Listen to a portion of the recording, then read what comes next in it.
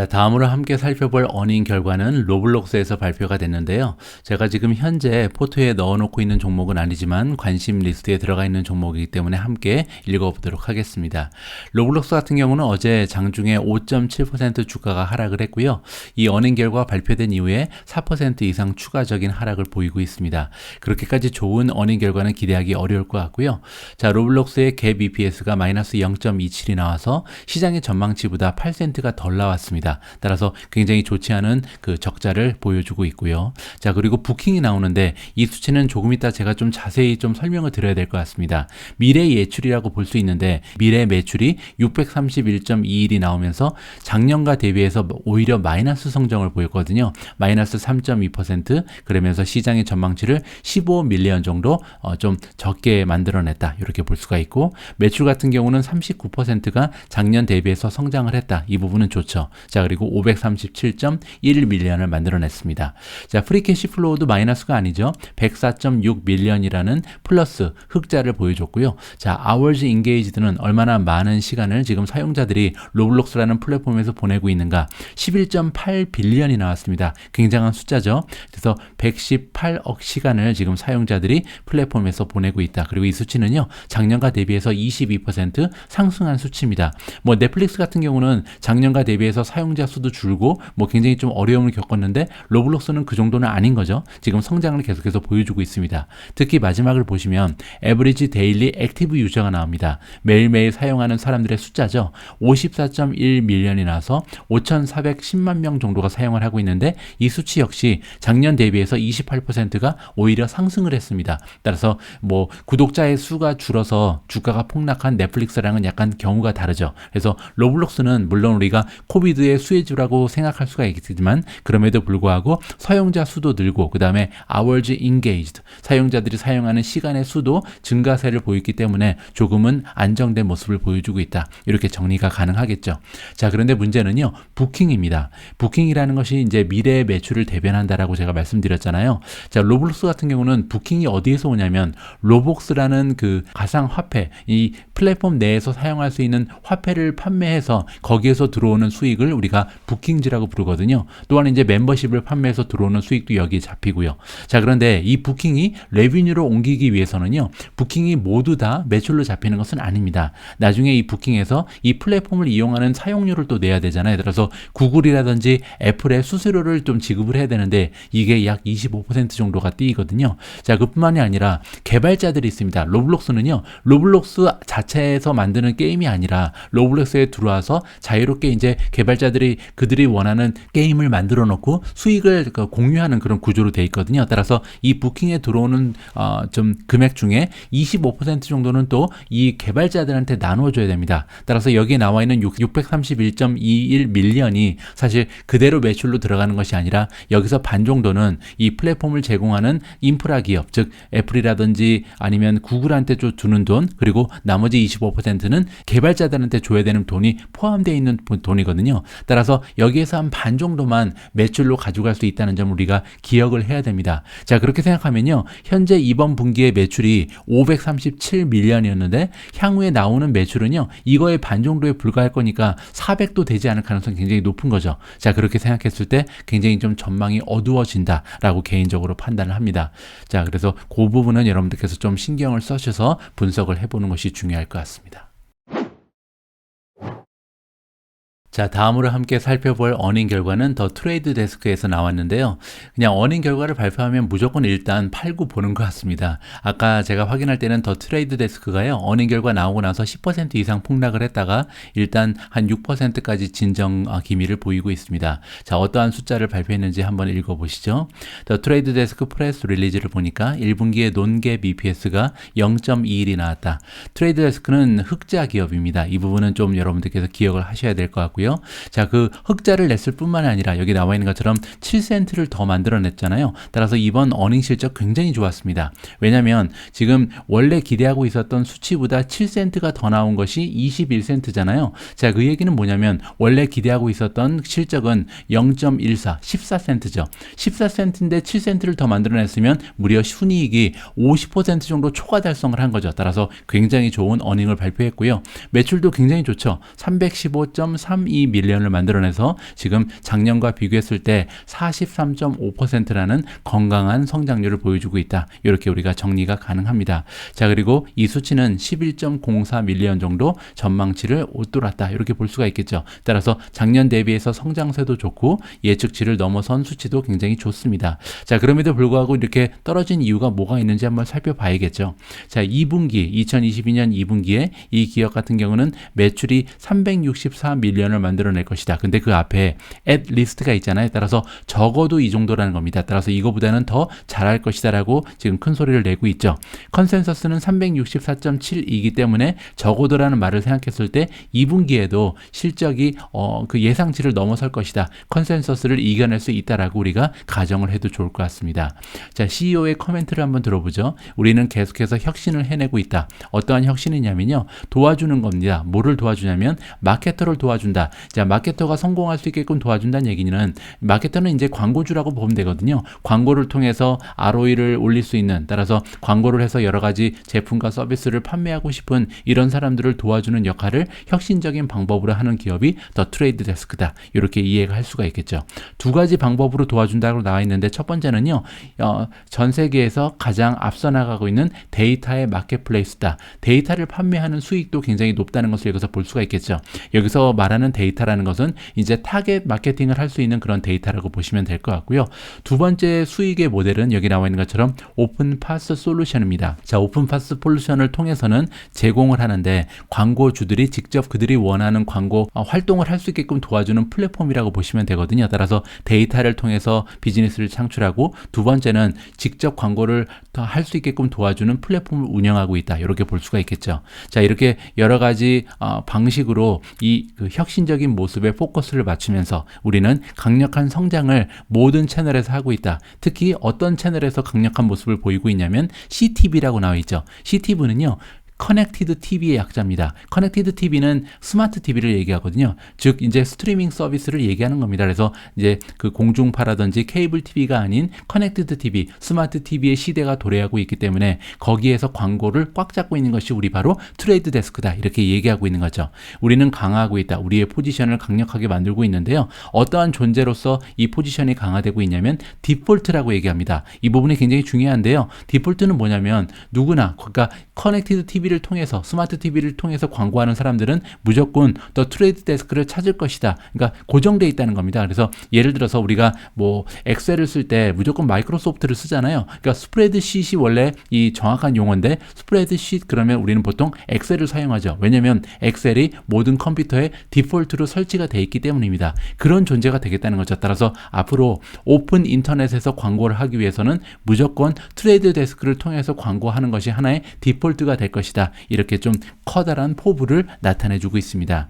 자, 여기 보시면 오픈 인터넷이라고 나와 있잖아요. 그러면 열려있는 인터넷 그런 뜻인데, 그럼 반면에 클로즈도 있을 거 아니야. 닫혀져 있는 인터넷은 뭔지 좀 생각을 해보면요. 첫 번째로 페이스북이 있겠죠. 두 번째로 구글, 세 번째로 애플 같은 기업이 있습니다. 아마존도 들어가겠죠. 자, 이러한 기업들은요. 그들만의 생태계를 구축을 하고 그 안에서 자체적인 그 소비자를 불러들여서 뭐 광고 활동도 진행하고 이런 식으로 좀 진행이 되잖아요. 하지만 더 트레이드 데스크는 그렇지가 않죠. 우리는 어떠한 그 공간에서도 인터넷 어디에서나 광고 활동을 도와줄 수 있다. 우리는 오픈이다라고 차별성을 얘기해주고 있는 겁니다. 자, 그러면 CEO의 코멘트도 굉장히 멋지고요. 그리고 이제 매출이라든지 어닝의 실적이 너무나 좋았는데 그러면 주가는 왜 이렇게 6%나 빠지고 있을까? 굉장히 좀 궁금해지잖아요. 지금 시장 분위기가 가장 중요한 것 같고요. 지금은 어닝 발표를 하면 무조건 성장주의 주식은 폭락을 시키는 이런 추세를 보여주고 있다. 이게 첫 번째 이유고, 두 번째 이유는 뭐냐면 더 트레이드 데스크의 PER입니다. 방금 전에 말씀드린 것처럼 트레이드 데스크는 이제 어닝이 흑자로 돌아선 지 한참 된 기업이거든요. 그래서 이제 PER이 굉장히 중요한데 지금 아직까지도 멀티플이 너무나 높게 형성이 돼 있죠. 자, 어느 정도로 비싼 종목인지 한번 확인을 해 보시죠. 밸류에이션으로 들어가서 자, 여기 보시면 PE 레이시오 논갭 같은 경우는 48배입니다. 물론 이제 지난 과거 5년 동안 81배의 거래가 돼 있었기 때문에 반토막이 나긴 했습니다. 그럼에도 불구하고 아직까지 48배에 넘는 그런 멀티플을 보여주고 있는 종목이니까 아직 비싸죠. 그리고 이제 PE 갭을 보시면 더 심각하거든요. 자, 원래는 124배 정도의 거래가 됐었는데 지난 5년 평균이죠. 지금 현재는 160배라는 굉장히 비싼 모습입니다. 따라서 아직까지도 밸류에이션이 너무나 높기 때문에 이번 결과가 와우가 아니었잖아요. 그냥 굉장히 좋은 편이다. 엑설런트 정도가 되겠죠. 그렇기 때문에 주가가 떨어지고 있다. 이렇게 정리가 가능할 것 같습니다. 자, 어제는 유니티 소프트웨어도 어닝 발표를 했는데요. 그리고 나서 처참한 결과가 발표가 됐습니다. 27%나 주가가 폭락을 하고 있는데요. 자, 어느 정도로 형편없는 결과를 발표했길래 이렇게 27%나 주가가 떨어지는지 직접 한번 확인을 해보시죠. 자, 유니티 소프트웨어는 1분기에 논갭 EPS가 마이너스 0.08이 나왔습니다. 이 수치는 전망치 컨센서스랑 맞아 떨어졌고요. 자, 매출 같은 경우는 320.13 밀리언을 만들어내서 작년과 대비했을 때 36.3% 라는 건강한 성장을 지켜냈습니다. 여러분에 걸쳐서 말씀드렸지만 유니티 소프트웨어는요, CEO가 예전부터 매년 30% 정도 성장하겠다 이렇게 약속을 했거든요. 그 약속을 지키고 있는 거죠. 하지만 아쉽게도 시장의 전망치보다는 1 밀리언 정도 적은 수치가 발표가 됐습니다. 매출이 그랬다는 거죠. 따라서 어닝은 인라인, 그리고 매출 같은 경우는 미스가 났습니다. 자, 그리고 조금 더 심각한 부분은 여기인데요. 2분기의 가이던스를 보시면 매출은 290에서 295가 될 것이다라고 발표를 했는데 컨센서스는 무려 359 밀리언입니다. 따라서 컨센서스보다 한참 떨어지는 수치가 발표가 된 거고, 성장률을 계산을 해보면요, 작년 대비해서 6%에서 8%밖에 성장을 못한다라고 얘기를 하고 있습니다. 따라서 30%를 약속한 기업이 지금 매출의 성장이 갑자기 10% 이하로 뚝 떨어질 것 같다고 가이던스를 줬기 때문에 많은 투자자들이 굉장히 실망을 하고 나갈 수밖에 없는 그런 상황인 거죠. 자, 그리고 2022년 전반적인 모습을 보시면 1년 동안 매출은 1.35 빌리언 그리고 1.425 빌리언 사이가 될 것이다 라고 얘기하고 있는데요. 컨센서스는 1.49입니다. 따라서 컨센서스보다 1년의 매출도 약간 떨어지는 추세를 보여주고 있는 거죠. 자, 그리고 year over year, 작년과 대비했을 때 매출의 성장률 역시 30%에 미치지 못하고 22%에서 28% 정도의 성장을 올 한 해 동안 보여줄 것이다. 아무래도 이제 2분기의 영향이 굉장히 좀 심하다라고 볼 수가 있겠죠. 따라서 30% 정도의 성장을 기대하면서 가지고 있는 주식이 유니티 소프트웨어인데 올해 2022년 그들의 성장은 30%를 보여주지 못할 가능성이 높아졌기 때문에 아무래도 많은 투자자들이 실망을 했다. 더욱이 지금과 같은 그 어려운 장세에서는 성장주를 갖고 있을 때는 굉장히 좋은 어닝이 뒷받침이 돼야 되는데 그렇지 못했기 때문에 주가가 이렇게 28%나 떨어지고 있다. 정리가 가능합니다. 자, 마지막으로 한 종목만 더 어닝 결과를 살펴볼 텐데요. 이번 종목은 코인베이스인데 문제는 굉장히 형편없는 어닝 결과를 발표를 했습니다. 개인적으로 굉장히 실망이 컸고요. 자, 보시는 것처럼 어제 증시에서 12% 넘게 주가가 하락한 상태에서 지금 어닝 결과가 나오고 나서 추가적으로 15%가 폭락하고 있다. 굉장히 좋지 않은 어닝이 발표가 된 거죠. 자, 함께 읽어보시죠. 코인베이스의 프레스 릴리즈 1분기 굉장히 좀 간단하게 두 줄만 나왔습니다. 갭 EPS부터 보시면 마이너스 1.98이 나와서요. 시장의 전망치보다 무려 1달러 73센트가 덜 나왔습니다. 굉장히 좋지 않은 순이익이 발표가 된 거고요. 자, 그뿐만이 아닙니다. 매출을 보시면 더 심각한데요. 1.16 빌리언을 만들어내서 작년과 대비했을 때 무려 35.6%가 오히려 하락을 했습니다. 성장을 하지 못하고 지금 오히려 거꾸로 가는 거잖아요. 따라서 시장의 전망치를 320 밀리언이나 미스를 했다. 자, 이 부분은 굉장히 좀 생각할 거리가 많이 있는데 지금 현재 주어진 정보가 너무 적게 나와 있는 거죠. 자, 코인베이스가 이렇게 성장이 마이너스를 보이는 이유는 크게 두 가지라고 저는 개인적으로 판단을 합니다. 첫 번째는요, 일단 가상화폐의 모습이 너무나 좋지가 않았죠. 따라서 많은 투자자들이 어떻게 보면 이 매매를 포기하고 좀 가상화폐에서 멀어지는 그런 사람들이 많이 발견이 되는 것 같고요. 두 번째는 경쟁입니다. 코인베이스가 예전부터 제가 한 가지 커다란 약점으로 지적했던 것이 수익 구조가 너무 간단하다는 거죠. 어떻게 보면 수수료에 많은 의존을 하고 있는 그런 기업인데 최근 들어서 뭐 로빈후드라든지 여러 가지 플랫폼에서 이 수수료 없이 가상화폐를 좀 교환할 수 있는, 거래할 수 있는 그런 플랫폼이 굉장히 많이 출현을 하고 있잖아요. 아예 무료도 있지만 아니면 저 수수료를 낮춰가면서 경쟁력을 확보하고 있는 이런 경쟁 기업이 굉장히 많이 나오고 있습니다. 자, 그러한 상황이기 때문에 코인베이스에서는 많은 고객을 뺏길 수밖에 없는 상황이다. 개인적으로 그러한 이유 때문에 매출이 이런 소식을 전해준 것이 아닌가 생각을 합니다. 있습니다. 자, 어쨌든 조금 더 자세한 그 리서치를 통해서 좀 살펴봐야겠지만 제가 가지고 있는 그 투자의 원칙이 있잖아요. 성장이 멈춰버린 성장주는 과감하게 포트에서 제외한다. 그 중에 하나가 이제 코인베이스가 되지 않을까 생각을 하고 있습니다. 자, 오늘 마지막으로 준비된 기사를 함께 읽어볼 텐데요. 굉장히 흥미진진한 소식이 전해지고 있습니다. 여러분들 잘 알고 계신 캐시우드. 캐시우드는 이제 성장주에만 투자하는 사람으로 굉장히 유명하잖아요. 자, 그런데 이번에 GM의 주식을 줍줍하고 있다라는 소식이 전해지고 있습니다. 자, 어떤 내용인지 한번 살펴보시죠. 캐시우드가 운영하고 있는 아크 인베스트 매니지먼트에서 월요일 날 매수를 했는데 무려 15만 8,187주의 GM을 이번에 매수를 했다. 이렇게 지금 나와 있죠. 그리고 GM을 사는 것은 처음이라 그럽니다. 따라서 아크인베스트는 여태까지 단 한 번도 GM을 매수한 적이 없다라고 우리가 살펴볼 수가 있겠죠.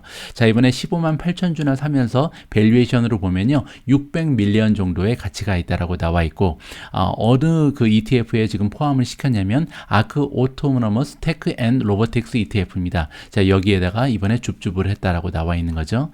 자, 그리고 GM이 지금 0.5% 정도 된다. 따라서 뭐 보유 비중이 아직까지 많지는 않습니다. 전체 ETF에 들어가 있는 자금 중에 0.5%의 비중을 차지한다라고 나와 있지만 그럼에도 불구하고 우리가 좀 관심을 가질 만한 선택이라는 거죠. 그 이유는 캐시우드는 여러분들 잘 알고 계신 것처럼 최근에 시장이 많이 떨어지면서 많은 고통을 받고 있는 투자자 중에 한 명입니다. 자, 그 이유가 뭐냐면 그녀가 투자하고 있는 대부분이 아니라 거의 100%죠. 100% 가까이 테슬라를 제외한 대부분의 종목들이 프라이스 투 세일즈 레이시오가 굉장히 높습니다. 프라이스 투 세일즈 레이시오라는 것은 1년간 한 기업이 만들어낸 매출에 비해서 시가총액이 몇 배 정도 올라가 있는가, 이것이 굉장히 높은 기업들을 많이 선호했고요. 또 하나의 문제점은 뭐냐면 수익이 전혀 나지 않는 종목들을 대부분 많이 갖고 있었다. 이 부분 때문에 최근 들어서 주가가 많이 떨어진 그런 ETF가 이 캐시우드가 운영하고 있는 아크 인베스트죠. 자, 그런 의미에서 GM이라는 기업은요 약간 성격이 다르죠. 이 PS 레이시오도 굉장히 낮은 기업으로 유명하고 밸류에이션이 많이 떨어져 있는 상황인데 어떻게 보면 가치주의 평가를 받고 있는 이 GM을 이번에 캐시우드가 선택했다는 것은 어느 정도 우리가 관심을 가질만 하다라고 이야기를 할 수가 있습니다. 자, 이번에 이 매수를 하기 전에요. 한 달 전에 어떤 일이 있었냐면 캐시우드가 야후 파이낸스에 등장을 해서 이런 얘기를 한 적이 있습니다. 나는 오픈 마인드다. 그래서 뭐 언제든지 뭐 이런 생각 저런 생각 다 하고 있다. 여러 가지 방향을 설정하고 있다라고 얘기하는데 그 중에 하나는 디트로이트에 있는 오토메이커, 즉 GM을 얘기하는 거거든요. GM을 매수할 수도 있다라고 얘기한 적은 있는 것 같습니다. 그 이유가 여기 나와 있는데 나는 굉장히 좀 매혹을 느끼고 있다. 엄청나게 좀 칭찬을 해주고 싶다. 누구에 대해서 얘기하냐면 메리 바라입니다. 메리 바라는 GM의 새로운 CEO자 회장님이잖아요. 자, 이분이 GM이라는 기업을 굉장히 좀 많은 변화를 주어주고 있다. 엄청나게 잘 바꾸고 있다는 거죠. 그리고 또 한 가지는 새로운 그 테크놀로지에 많은 투자를 하고 있는 모습이 굉장히 좀 감명 깊다라고 칭찬을 한 적이 있다고 합니다. 자, 그리고 바라라는 그 CEO가 들어선 이후에 GM은요 정말 그 급증적으로 많은 투자를 하고 있는 것은 사실인 것 같습니다. 특히 이제 전기차 그리고 자율주행 쪽에 굉장히 많은 투자를 진행하고 있는데요. 2020년에서 2025년까지 5년 동안 약 35빌리언 정도의 그 자금을 테크놀로지에 쏟아붓고 있는 상황이다. 이렇게 정리가 가능하겠죠. 자, 그러면서 그들이 갖고 있는 커다란 야망을 보면요. 테슬라를 제끼고 지금 미국에서 최대의 그 전기차 기업으로 우뚝 서기 위해서 굉장한 많은 노력을 하고 있다. 따라서 이러한 그 노력의 결실이 조금씩 나타나는 것이 아닌가 캐시우드가 평가를 한다. 이렇게 정리가 가능하겠죠. 자, 5월 11일 오늘의 미국 주식 뉴스를 마감할 시간입니다. 오늘도 오미준님과 함께 준비한 자막 영상을 잠깐 소개해 드릴 텐데요. 자, 오늘 영상에는 짐 레벤탈이 등장을 하고요. 여기 지금 화면에 나와 있는 이 전문가죠. 자, 이 전문가의 의견에 따르면 내일 발표되는 수요일이죠. 수요일날 발표되는 CPI 지수가 굉장히 중요한 하나의 지표가 된다라고 얘기합니다. CPI는요, 컨슈머 프라이스 인덱스죠. 그래서 소비자 물가 지수가 이제 발표가 되는데, 즉 4월 달에 이 소비자 물가 지수가 인플레이션이 어느 정도 올라갔는지를 우리가 체크할 수 있는 기회가 주어지거든요. 자, 이 수치가 왜 이렇게 중요한지 이분의 의견을 여러분들께서 직접 한번 좀 귀를 기울여서 청취해 보시면 좋을 것 같습니다. 오늘 제가 준비한 내용은 여기까지입니다. 오늘 방송도 분량을 보니까 아마도 1부와 2부로 나누어서 방송이 될 것 같은데요. 자, 이렇게 긴 영상 마지막까지 함께 해주신 모든 분들께 진심을 담아 감사의 말씀을 드립니다. 내일은 좀 긍정적인 기사를 잔뜩 안고요. 여러분들께 다시 인사드릴 수 있었으면 하는 바람을 가지면서 오늘 방송을 마무리하도록 하겠습니다. 우리 모두가 미국 주식 투자로 은퇴하는 그날까지 다 함께 화이팅입니다. 행복한 하루 되세요. 감사합니다. Number of things to discuss. Because you talk about where we are, whether it's a bear market or not. Jim Lebenthal, you don't want to admit that it's a bear market because what you told our producing team today is that you're still convinced it's a correction and not a bear market. And as you heard Josh just describe, and the numbers don't lie, it is, in fact, a bear market. It's a matter of how long it's going to last, right? It's a matter of price and a matter of time. And maybe we haven't gone through enough time, even though the price has obviously been ugly. So there's a few things to consider here. It's a bear market in the NASDAQ. The numbers don't lie there.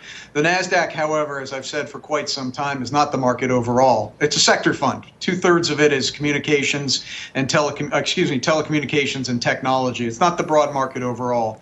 That's what the S&P 500 is. Now, I will tell you we're close to the technical definition of a bear market, but we're not there yet, which is down 20% on the S&P 500. We're just not there yet. On the other hand, there is more than the technical definition of a bear market. Bear markets last a very long time. If you think just about the great financial crisis, went down over 50%, took 5.5 years to recover.